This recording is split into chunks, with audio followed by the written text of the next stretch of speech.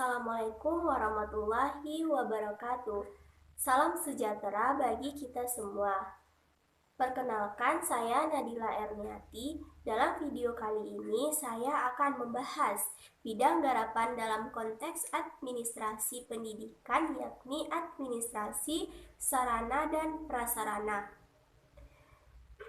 Berbicara mengenai sarana dan prasarana, tentu teman-teman semua pasti sering mendengar bahkan sering mengucapkan kata sarana dan prasarana. Namun, apakah teman-teman semua sudah tahu atau sudah mengetahui makna dari sarana dan prasarana tersebut? Dimanapun lembaganya, sarana dan prasarana sering dianggap sama oleh beberapa orang. Dan sebagai peserta didik, kita seharusnya bisa membedakan apa itu makna dari sarana dan apa makna dari prasarana. Menurut Undang-Undang Dasar, yaitu sarana sebagai semua peralatan, perlengkapan, dan secara langsung digunakan dalam proses penunjang pendidikan.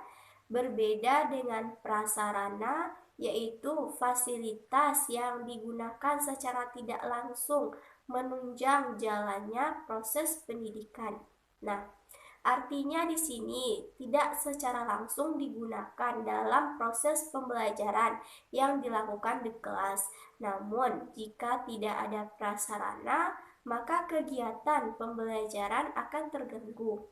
Jadi dapat disimpulkan di sini bahwa sarana sebagai alat yang kita gunakan dalam pendidikan dan prasarana sebagai fasilitas yang dibutuhkan dalam proses pendidikan yang ada. Jadi, setelah kita mengetahui apa itu sarana dan apa itu prasarana, maka kita akan mengetahui konsep dari administrasi sarana dan prasarana.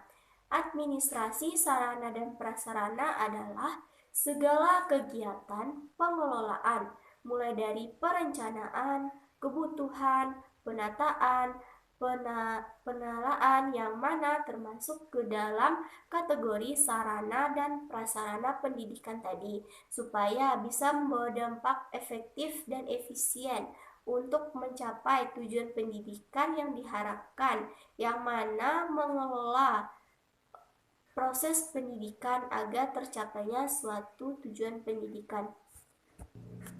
Nah, setelah kita membahas konsep administrasi sarana dan prasarana, kita akan masuk ke dalam kelompok dari sarana dan prasarana pendidikan. Ada 4 kelompok, yaitu site, yaitu lahan, kedua building atau bangunan, yang ketiga equipment atau perlengkapan, dan yang keempat furniture atau perabot. Nah, di sini kita akan membahas satu persatu dari 4 kelompok tersebut. Yang pertama, site atau lahan, tempat atau letak atau lokasi yang dipilih untuk dijadikan tempat pendirian gedung sekolah atau perguruan tinggi di suatu lembaga pendidikan. Yang kedua yaitu building atau bangunan, yang mana semua struktur bangunan atau ruang yang sengaja didirikan dan digunakan untuk kepentingan pendidikan demi kelancaran suatu proses pendidikan di sekolah atau perguruan tinggi, agar proses belajar mengajar atau PBM bisa berjalan lebih efektif. Yang ketiga, equipment atau perlengkapan. Segala sesuatu yang dipakai atau digunakan baik dalam bentuk perlengkapan, olahraga, air, sarana komunikasi, dan lain-lain sebagainya. Yang keempat yaitu furniture atau perabot, seperti contohnya meja, kursi, lemari, dan bentuk perabot lainnya. Nah, setelah kita membahas tentang kelompok dalam sarana dan prasarana, kita akan membahas mengenai prinsip dasar dalam manajemen sarana dan prasarana. Ada 5 poin penting dalam prinsip tersebut. Yang pertama, kegiatan administrasi sarana dan prasarana yaitu menggambarkan nilai, menggambarkan harapan, dan citra masyarakat yang berlandaskan kepada tujuan pendidikan. Yang kedua yaitu bahwa perencanaan dari administrasi sarana dan prasarana sebagai keinginan bersama dengan mempertimbangkan tim ahli yang ada untuk melaksanakan dan mengelola sarana dan prasarana yang ada dalam pendidikan tersebut. Yang ketiga, administrasi sarana dan prasarana semestinya disesuaikan dan memadai bagi peserta didik. Jadi di sini artinya digunakan untuk peserta didik. Yang keempat, didasarkan dengan kepentingan pendidikan, yang mana poin ketiga tadi untuk kepentingan peserta didik, dan yang sekarang yaitu bersumber atau kepentingan peserta didik dan kepentingan tenaga kependidikan. Dan yang terakhir, yang kelima, yaitu poinnya adanya penanggung jawab yang handal, yang bisa dipercaya dan memiliki keahlian, mulai dari kepala sekolah, wakil, bidang, prasarana, dan lain-lain sebagainya yang memiliki kompetensi di bidangnya. Jadi, prinsip dasar ini tidak asal-asalan, mulai dari kegiatan administrasi yang menggambarkan nilai, sampai dari penanggung jawab dari sarana prasarana tersebut.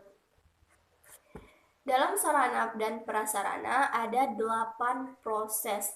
Yang pertama yaitu perencanaan, yang kedua pengadaan, yang ketiga inventarisasi, yang keempat penyimpanan, yang kelima penataan, yang keenam penggunaan, yang ketujuh pemeliharaan, dan yang terakhir itu penghapusan. Jadi ada 8 proses aktivitas penunjang prasarana dan sarana yang akan dijelaskan sebagai berikut. Yang pertama, perencanaan. Prinsip utama dari suatu proses perencanaan terkait dengan sarana dan prasarana, pembelian kebutuhan, pengadaan yang mana direncanakan untuk proses pembelajaran yang digunakan untuk kebutuhan pendidikan. Yang kedua yaitu pengadaan. Barang yang dibutuhkan lalu diadakan sehingga bisa bermanfaat. Pengadaan ini juga memiliki bentuk seperti pembelian, penyewaan, permintaan, dan lain-lain sebagainya. Barang tersebut dibeli lalu mengikuti prosedur atau standar SOP yang ada. Yang ketiga yaitu inventarisasi. Barang yang dibeli masuk ke dalam proses pendataan atau pencatatan atau memberi kode bahwa barang tersebut adalah milik negara. Kode tersebut digunakan agar memiliki tujuan yang jelas dan tanggung jawab yang jelas. Yang keempat yaitu penyimpanan.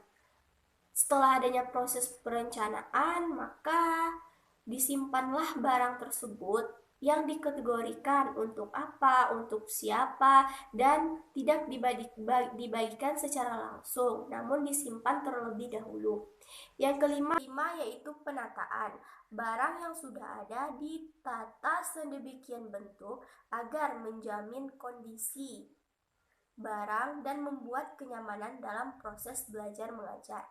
Yang keenam yaitu penggunaan atau pemanfaatan. Penggunaan tersebut harus sesuai atau mengikuti SOP atau standar operasional yang jelas agar pembagian tugas dan lain-lain sehingga manfaat yang ada bisa dipergunakan semestinya. Dan yang ketujuh yaitu pemeliharaan. Dalam proses pemeliharaan ini kita harus memiliki petugas khusus untuk melakukan pemeliharaan terhadap barang-barang milik negara yang ada baik di sekolah ataupun perguruan tinggi. Pemeliharaan ini harus terjaga dan digunakan agar dapat digunakan dalam jangka waktu yang panjang. Dan yang terakhir yaitu penghapusan. Apa itu penghapusan? Yaitu makna dari penghapusan di sini yaitu dihapus penomoran atau pengkodean tadi.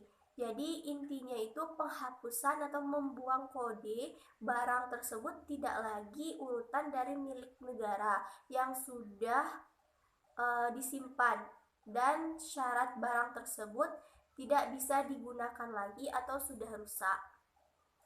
Terkait dengan jawaban dari perencanaan hingga penghapusan dalam proses pendidikan sebagai alat penunjang yang mana barang tersebut adalah milik negara. Nah, setelah kita membahas mengenai konsep atau definisi dari administrasi sarana prasarana, kelompok sarana prasarana, jenis sarana prasarana, maka di sini peranan guru dalam administrasi sarana dan prasarana di sekolah.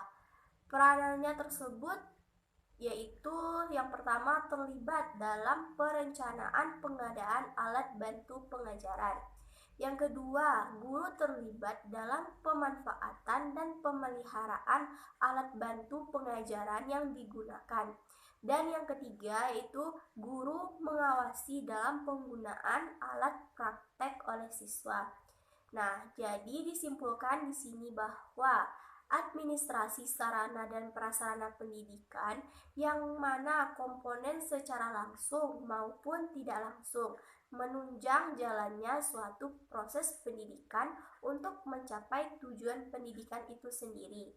Administrasi sarana dan prasarana sekolah merupakan suatu hal yang direncanakan agar proses belajar mengajar dapat efektif dan efisien, agar terwujudnya suatu proses pembelajaran yang bisa meningkatkan mutu dan kualitas pendidikan di Indonesia.